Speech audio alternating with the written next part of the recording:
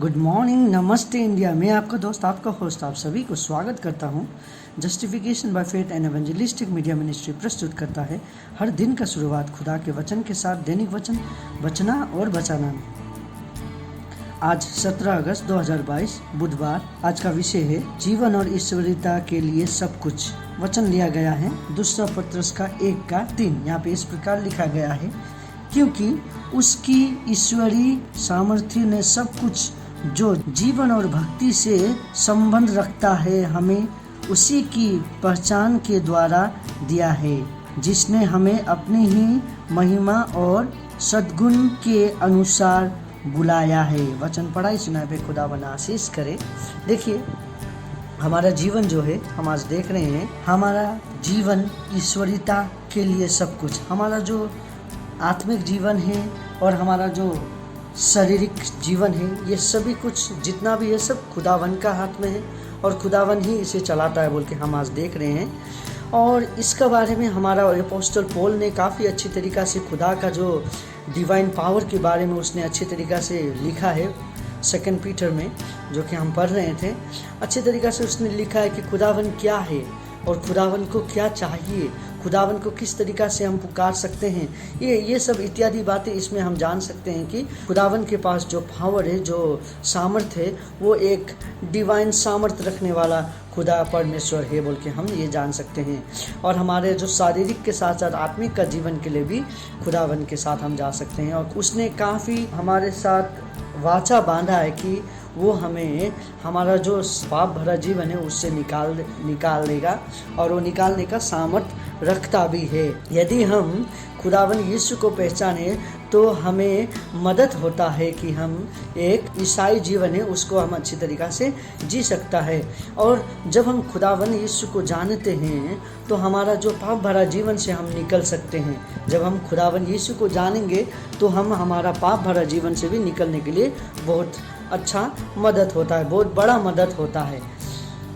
और बहुत सारे समय पे हम ये सोच में बैठ जाते हैं कि हमारा रिसोर्स कौन हो सकता है हमारा जीवन में और हम किसको अपना साधन बना सकते हैं बोल के हम सोचते रहते हैं। और हम एक्चुअली जब देखते हैं खुदावन यीशु ही हमारा वो साधन बन सकता है, जो कि सब कुछ यहाँ तक हमारा सिर का बार से लेके पैर का नाखून तक वो जानता है कैसा है और कब कैसा करना है, सब कुछ खुदावन जानता है। सो इसीलिए वो सब कुछ कर सकता है, हमें उसके पास जाना चाहिए।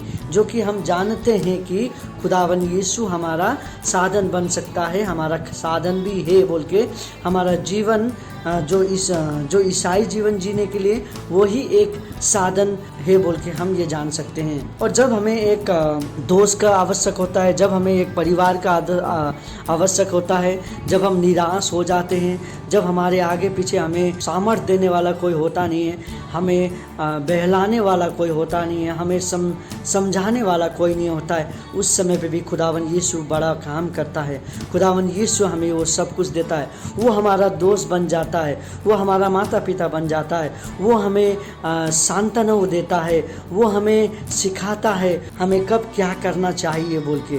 सो खुदावन यीशु हमें सब कुछ देता है।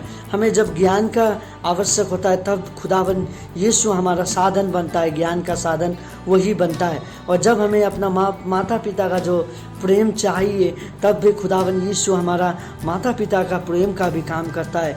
और हमें जब हम बड़े हो जाते हैं, हमारा काम नौकरी के लिए, हम पढ़ाई के लिए कभी हमारा साधन के लिए हम सोचते हैं, उसके बाद हमारा शादी के लिए हम साधन खोजते हैं, हम नौकरी के लिए साधन खोजते हैं। ये सब इत्यादि चीज़ों के लिए एक ही साधन है, एक ही के पास हमें जाना चाहिए, जो वो है खुदावन यीशु। खुदावन यीशु के पास हमें जाके प्रार्थना करनी चाहिए, क्योंकि खुदावन वचन कहता है कि उसके यीशु के नाम पे हम जो कुछ भी मांगते हैं वो हमें मिलता है। हमारा मन साफ होना चाहिए, हमारा मांगने वाला सोच सपा होना चाहिए, तो खुदावन सब कुछ देगा।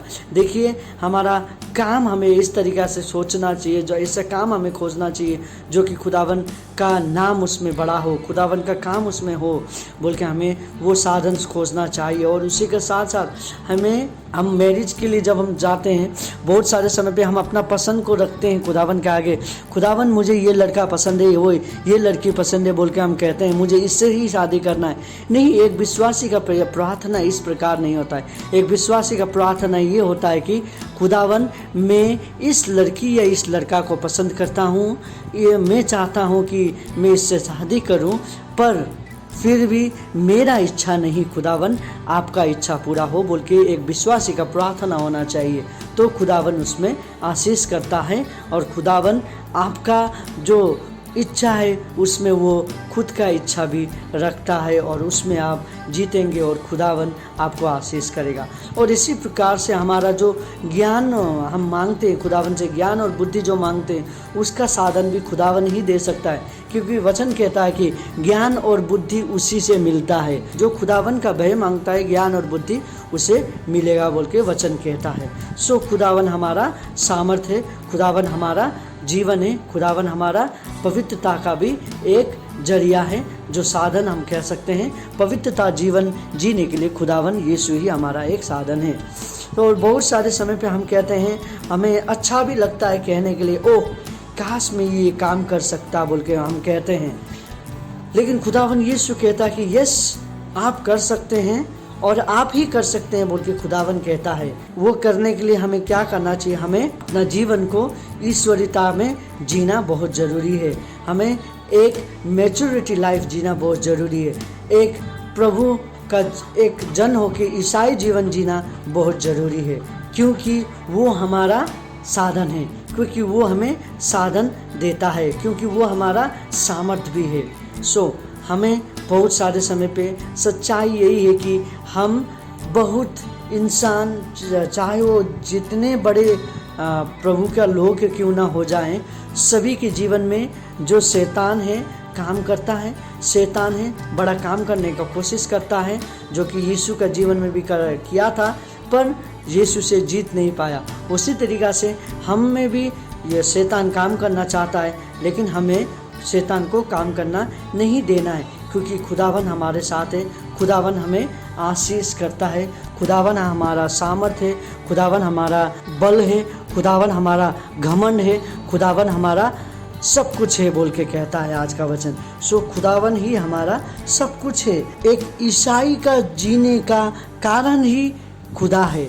ईसाई का जो जीवन है, ईश्वरीयता का जीवन ही यीशु सब कुछ है। सो हमें हमारा जीवन सब कुछ खुदावन के हाथ में सौंपना चाहिए। खुदावन सब कुछ संभालेगा। आपका आना जाना, आपका बीमारी, आपका परेशानी, आपका नौकरी चाकरी, आपका शादी, आपका ज्ञान बुद्धि, आपका पढ़ाई लिखाई, सब कुछ शुरू से लेकर लास्ट तक खुदावन संभाल सकता है। खुदावन सामर्थ भी उसमें देगा। खुदावन आज आपको और आपके परिवार को फिर से वो सामर्थ देना चाहता है।